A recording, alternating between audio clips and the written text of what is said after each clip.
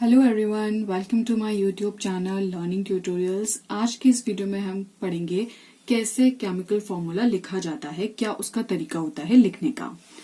तो यहाँ पर फॉर्मूला स्टार्ट करने से पहले मैंने ऑलरेडी वैलेंसी और सिंबल के बारे में वीडियो डाल चुकी हूँ। उसका लिंक आपको डिस्क्रिप्शन में मिल जाएगा, वो देखना बहुत जरूरी है। अगर वो समझ नहीं आएगा तो फॉर्मूला समझने में थोड़ी प्रॉब्लम हो जाएगी।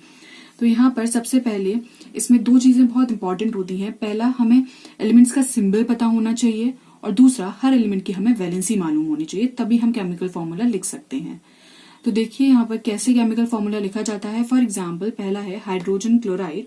तो हाइड्रोजन क्लोराइड में पहले हमने यहाँ सिंबल लिखा है और फिर वैलेंसी लिखी है। तो हाइड्रोजन का सिंबल क्या होता है? H होता है। क्लोरीन का क्या होता है? क्लोराइड का Cl होता है। तो हाइड्रोजन की वैलेंसी 1 होती है और क्लोराइड की वैलेंसी 1 होती है। ये हम पहले की वीडियो में पढ़ चुके हैं, इसलिए मैं यहाँ पर इसे डिटेल में एक्सप्लेन नहीं कर सकती कि कैसे वैलेंसी इसकी 1 होती है। तो यहाँ पर अब जब बहुत छोटी क्लास में हमने पढ़ा था कि क्रॉस मल्टीप्लिकेशन, तो यहाँ पर वही करना है हमें। अब इसकी वैलेंसी हमने यहाँ दोनों की इसके नीचे लिख दी है और फिर हाइड्रोजन की वैलेंसी यहाँ लिखेंगे, क्लोरीन की वैलेंसी यहाँ लिखेंगे, फिर इसे क्रॉस मल्टीप्लाई करेंगे। क्रॉस मल्टीप्लाई करेंगे तो क्या आएगा? H, यहाँ पर छोटा सा 1 लिख दिया हमने नीचे की तरफ, और इसी तरह Cl1। अब 1 क्योंकि हम शो नहीं करते हैं, इसलिए हम इसे इस तरह से लिखेंगे HCl। तो ये हुआ फॉर्मूला हाइड्रोजन क्लोराइड का। इसी तरीके से और एग्जाम्पल्स हैं मेरे पास। यहाँ पर है कार्बन टेट्राक्लोराइड। कार्बन टेट्राक्लोराइड में कार्बन का सिंबल होता है यहाँ पर C और क्लोराइड का सिंबल होता है Cl।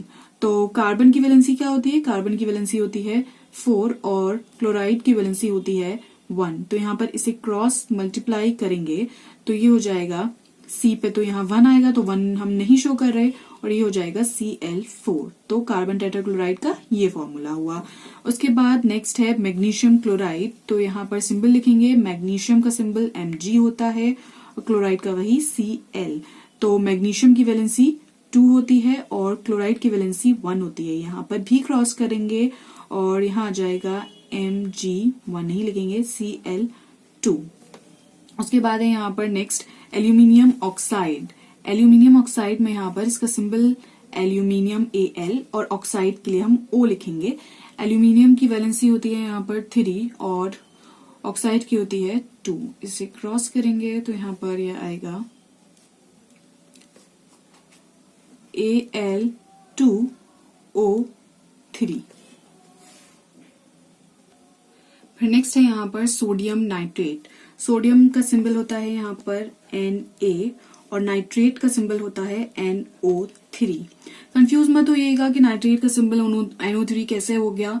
ये पढ़ते पढ़ते केमिस्ट्री को समझ आ जाएगा कैसे हुआ। और एनसीईआरटी में एक टेबल भी दे रखी है जहां पर कुछ चीजों की वैलेंसी दे रखी है ऑलरेडी, तो आप उसको भी वहां पर देख सकते हैं।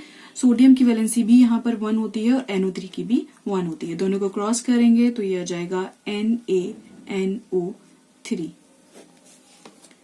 फिर नेक्स्ट है यहाँ पर magnesium chloride. Magnesium hydroxide. Magnesium का सिंबल Mg होता है और हाइड्रोक्साइड का सिंबल होता है OH। मैग्नीशियम की वैलेंसी 2 होती है और OH की वैलेंसी 1 होती है।